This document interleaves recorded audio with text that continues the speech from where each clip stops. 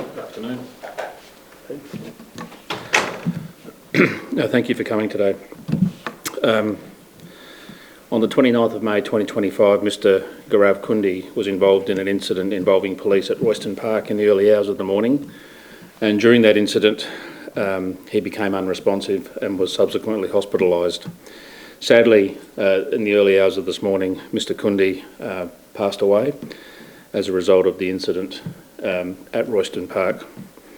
The investigation into the circumstances of this incident are being undertaken by a Major Crime Investigation Branch, as well as a conduct investigation by South Australia Police Internal Investigation Section. As a result of Mr Kundi passing away, Major Crime Investigation Branch will also be preparing a report for the coroner. So in terms of oversight, independent oversight of the police activities, the Major Crime Investigation Branch investigation will be referred to the Office of the Department of Public Prosecution, and their report for the coroner will obviously be referred to the coroner's office for their assessment.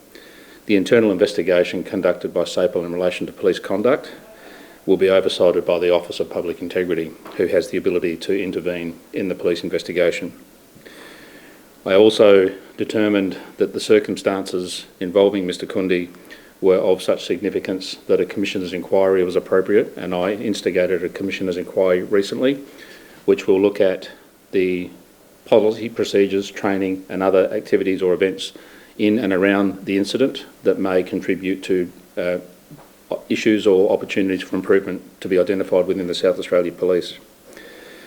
I can say the Senior Investigating Officer conducting the Commissioner's inquiry has reviewed all of the body-worn video, and we can say definitively that at no time during the incident did any police officer place a knee on Mr Kundi's neck, and I can confirm that his head was not forced into the police vehicle, side of the police vehicle, nor was his head forced into the ground during the incident.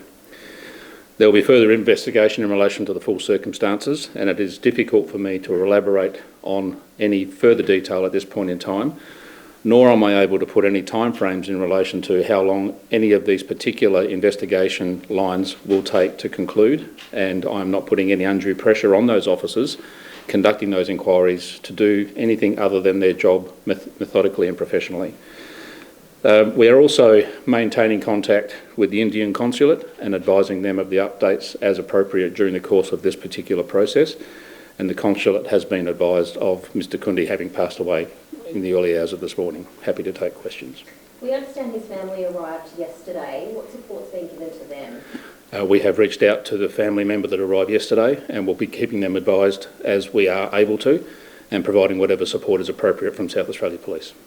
You said in the Commissioner's inquiry you'll focus closely on the use of restraints. What does that mean? What restraints were used? Well, I won't elaborate on the type of the restraints that were used during the incident, but the purpose of the Commissioner's inquiry is to examine the incident in light of the level of training, policy and procedures that would be applicable in those circumstances, to determine whether there is compliance with those training procedures, compliance with policy and other advice that may be provided to officers, as well as identifying any opportunities for changes that should occur to our training environment or policy and procedure. Is there any indication of how he could have been so depleted of oxygen to cause such a significant injury? It's not something I could elaborate on at this time, and the full circumstances will obviously be determined by the Major Crime Investigation and the conduct inquiry as well. And could the DPP choose to press criminal charges against any of the one or more of the officers? That will be a decision for the DPP based on the brief that is provided to the DPP for his assessment. Are those two officers still at work? None of the officers involved have been stood down from their duties. There is nothing at this point in time that would warrant that determination. If information comes to light during any of the processes that indicates otherwise, then that will be something that would be reconsidered at that time. Do you accept that the altercation they were responding to was a minor one? I won't be drawn on the full circumstances, and I'm confident that the inquiries we have underway will essentially provide a wealth of information regarding the full circumstances. I will say that police are required to step into a variety of situations and often make decisions with limited information and with limited time to fully assess the circumstances they're dealing with. And it is often the case that some of these incidents result in the use of force. It never looks good when force is used against a member of the community, and I would just caution people to maintain an open mind until all of the information is collected and a proper assessment of the circumstances has been made. And we are certainly conducting this in as transparent a way as possible, with maximum oversight to ensure the community that those investigations are being conducted professionally and ethically. Commissioner, you said then that you've looked at the body worn camera and that there was no knee placed into the neck and there was no head put up against the police car or the ground. Just confirming, you're saying that didn't happen at all? I have been advised by the Senior Investigating Officer for the Commissioner's inquiry, who has examined all of the body-worn video, that at no time did a police officer place a knee on the neck of Mr Kundi, and his head was not slammed into the side of a police car or slammed into the ground. And the family have asked, they've written to the Minister, they want to see the body-worn vision. Is that something you would consider releasing to them? That's not something that would be considered during the course of the investigation by Major Crime Investigation Branch, but it may be something that would be considered in the future. And just in terms of that investigation, there was a witness to this all who filmed some of it happening as well, the end Yes. of it when he was under CPR. No detectives or police have spoken to him yet. Are you comfortable with that at this stage in the investigation? Well, I'm not aware of that. I would expect that any witness to the incident, regardless of how peripheral they might be, would be contacted and their information sought by the investigating team. I don't have information that that has not occurred. In the arrest video that the woman, Mr Kundi, was with took, one of the officers' body cams doesn't have any lights on it and the other has a red light and an orange light on it. What does that mean? How come one had a light and the other didn't? I'm sorry, I can't elaborate on the differentiation between the status of any body-worn video. I have been advised that the officers directly involved in the incident at the time of him being detained were wearing body-worn video, and all body-worn video was activated.